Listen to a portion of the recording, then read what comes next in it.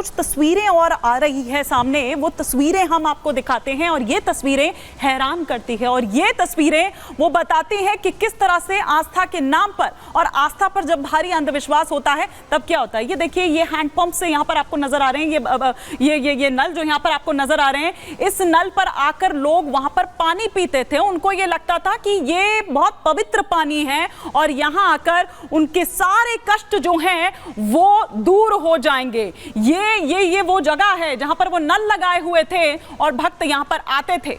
ये और भक्त इससे भक्तों की परेशानियां और उससे भी ज्यादा बड़ी बात, उनकी बीमारियां दूर हो चुकी है।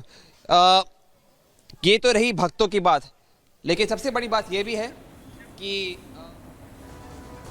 तो तस्वीरें हम ये दिखा रहे हैं आपको कि किस तरह से वहां आश्रम की हम बात करें, वहां क्या मिला। हमारे तमाम जो सहयोगी वहां पर इस वक्त मौजूद हैं, उन्हें घटनास्थल की तस्वीरें हमने आपको दिखाई कि किस तरह से वहां पर अभी एनसीडब्ल्यू की जो अध्यक्षा हैं रेखा शर्मा वो पहुंची हुई हैं। जिला अस्पताल में क्या घायलों की हालत है, उससे पहले रेखा शर्मा वहां पहुंची हुई थी उनका हालचाल जानने के लिए। लेकिन कैसे मची भगदड़, हर कोई यही जानना चाह रहा है कि आखिर अचानक से ऐसा क्या होता है कि वहां भगदड़ मच जाती है। हाथरस का सिकंदराराव जहां पर यह सत्संग हो रहा था और इस सत्संग के बाद, इस प्रवचन के बाद वहां से निकलता है ये कथित सो कॉल्ड बाबा सूरजपाल और इसके काफिले से, जैसे ही इसका काफिला आगे गुजरता है, पूरी फ्लीट लेकर, पूरा मतलब जब वो पहुंचता था उससे पहले उसकी वो फ्लीट वहां पर पहुंच जाती थी। ये काफिले से उड़ी जो धूल है, इसी को लेने के लिए लोग एक दूसरे पर गिरने लगते हैं।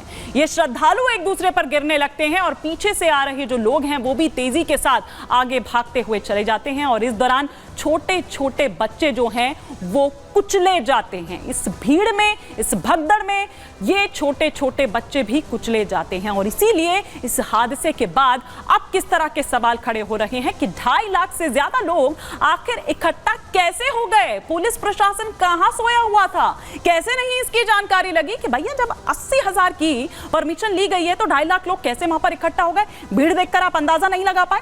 हाथरस प्रशासन भीड़ का अंदाजा लगा पाने में आखिर क्यों फेल रहा, अब आप कुछ कह लीजिए, लेकिन क्यों नहीं उस वक्त आप जागे। तादाद बढ़ने के बावजूद इंतजाम उस तरह के क्यों नहीं किए गए। बाबा के जो सेवेदार हैं उनके भरोसे सुरक्षा व्यवस्था क्यों छोड़ दी गई और एफआईआर में सूरजपाल उर्फ ये जो भोला बाबा है, खुद को भोला बाबा बताता है, ये आरोपी क्यों नहीं बनाया गया है। इस पर सवाल खड़े हो रहे हैं और लगातार खड़े हो रहे हैं, बार बार खड़े हो रहे हैं। लेकिन आप ये देखिए कि किस तरह से अब इस पूरे मामले पर जो सियासत है वो भी होती हुई नजर आ रही है। क्या कहा जा रहा है, किस तरह से इसमें अगर समाजवादी पार्टी के अध्यक्ष अखिलेश यादव की हम बात करें, उनका नाम सामने आ रहा है।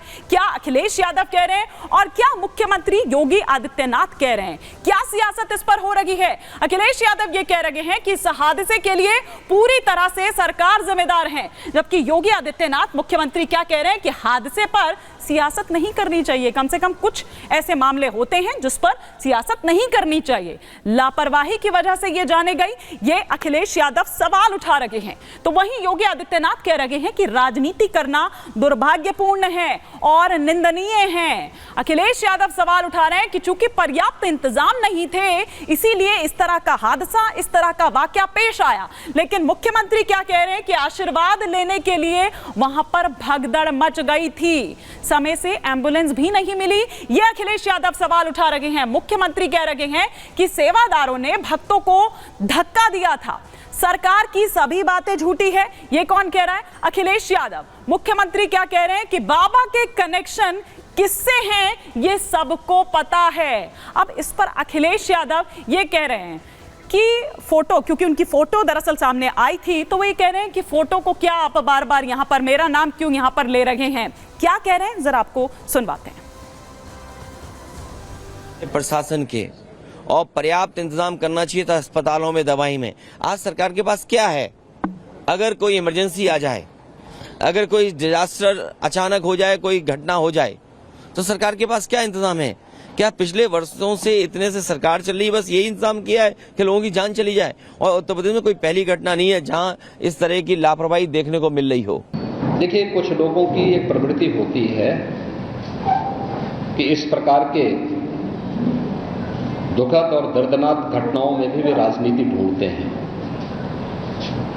और ऐसे लोगों की ये फितरत है कि चोरी भी और सीना चोरी भी, यह हर व्यक्ति जानता है कि सज्जन के फोटो किसके साथ में है, उनके राजनीतिक संबंध किन के साथ जुड़े हुए हैं। तो सुना आपने कि किस तरह से यहाँ पर आरोप प्रत्यारोप और सियासत इस पर कैसे हो रही है। एक बार जरा हम लोमस झा, मेरे सहयोगी मेरे साथ काफी देर से जुड़े हुए हैं, ये नोएडा आश्रम का क्या लिंक है लोमस, थोड़ा सा यहाँ समझना चाहेंगे। क्या यहाँ पर भी सभाएं करता था ये बाबा सूरजपाल जो खुद को बताता है, क्या कनेक्शन इसका और क्या पुलिस यहाँ भी पहुंची है?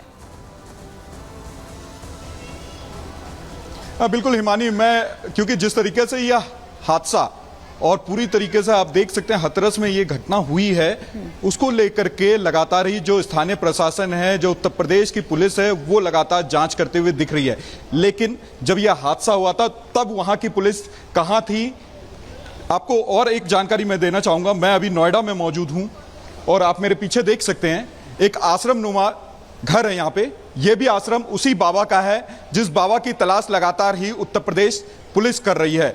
और साथ ही यहाँ पे एक बोर्ड भी लगा हुआ था जो कि यहाँ के केयर टेकर के द्वारा हटा लिया गया है। और क्योंकि यहाँ के स्थानीय लोगों को जब जानकारी लगी कि मीडिया यहाँ पे पहुंची हुई है और इस बोर्ड को एक केयर टेकर के द्वारा अंदर रखा गया था, उस बोर्ड को यहाँ पे स्थानीय जो बच्चे हैं और स्थानीय लोग हैं उनके द्वारा यहाँ से निकाला गया है। देख सकते हैं ये पूरा आश्रम किसी को मालूम ना चले कि ये उसी बाबा का है जिसने हथरस में 121 लोगों की जान ले ली। ये किसी को मालूम ना चले, इस कारण से जो यहाँ पे महेश नाम का केयरटेकर था उसने इस आश्रम में लगे बोर्ड को हटा के अंदर इस गेट से अंदर फेंक दिया था। और अब बच्चों ने, जो यहाँ पे आसपास के बच्चे हैं, उन्होंने लकड़ी की मदद से इस बोर्ड को अंदर से बाहर निकाला है, जिससे हमें ये मालूम चल पा रहा है कि ये आश्रम उसी बाबा का है। और उस केयर टेकर का घर भी मैं दिखाना चाहूंगा जिस महेश की मैं लगातार बात कर रहा हूं। जैसे ही मीडिया की टीम यहां पहुंची वो ताला मार करके यहां से फरार हो गया। और ये वो महेश इस आश्रम की लगातार सफाई करता था।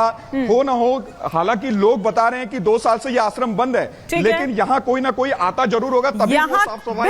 बिल्कुल आपने ठीक कहा लोमस, तमाम जानकारियां इस तरह की निकलकर सामने आ रही है। लेकिन फिलहाल शुक्रिया लोमस इस तमाम जानकारी के लिए। आपका भी लगातार मेरे तमाम सहयोगी इस बाबत हमें जानकारी दे रहे हैं। लेकिन आइए अब आपको यहाँ पर बताते हैं कि जो भगदड़ के जिम्मेदार हैं वो आखिर कहां फरार हैं और कौन कौन है, सिलसिलेवार तरीके से हम आपको बताते हैं। सबसे पहले अगर हम बात करें नारायण साकार हरि जो कि कथावाचक है, ये भी फरार है। देव प्रकाश मधुकर जो कि आयोजन करता है और इनकी तलाश है पुलिस को। जो नाम इस वक्त आपके टेलीविजन स्क्रीन पर, यहां पर जो चेहरे इस वक्त आप देख रहे हैं अपने टेलीविजन स्क्रीन पर, महेश चंद्र आयोजन करता, इसकी भी तलाश है। अनार सिंह जो कि आयोजन करता है, ये भी फरार है। साथ ही साथ एक और आयोजन करता संजू यादव जिसके लिए तलाशी अभियान चलाया जा रहा है। इन तमाम नामों के लिए राम प्रकाश ये भी आयोजन करता है। इसके अलावा एक और आयोजन करता चंद्रदेव जिसका नाम सामने आया है। ये वो लोग हैं जो मौत के जिम्मेदार हैं और फरार हैं। इनके लिए तलाशी ली जा रही है इनके लिए। और मौत का सत्संग आखिर और कितने जिम्मेदार इसके अलावा हैं, ये नारायण साकार हरि हमने आपको पहले यहां पर बताया। साथ ही साथ सेवादार और आयोजक, हाथरस का प्रशासन भी इससे पीछे नहीं हम ये कहेंगे क्योंकि उसकी भी जिम्मेदारी बनती थी। हाथरस का पुलिस विभाग जो है वो भी इसके लिए जिम्मेदार है, उसने अपनी जिम्मेदारी नहीं निभाई। हाथरस का स्वास्थ्य विभाग भी अगर हम कहें तो वो भी इसके लिए जिम्मेदार है। और हाथरस के ट्रैफिक विभाग की अगर बात करें, क्योंकि अगर आयोजन किया गया था, जो सत्संग हो रहा था, कार्यक्रम था, उसके भीतर की जिम्मेदारी अगर सूरजपाल की जाहिर तौर पर थी, तो वहीं दूसरी तरफ उसके बाहर की अगर बात करें तो पुलिस और प्रशासन की जाहिर तौर पर उसकी जिम्मेदारी थी। क्यों आखिर वो उसे निभा नहीं पाए?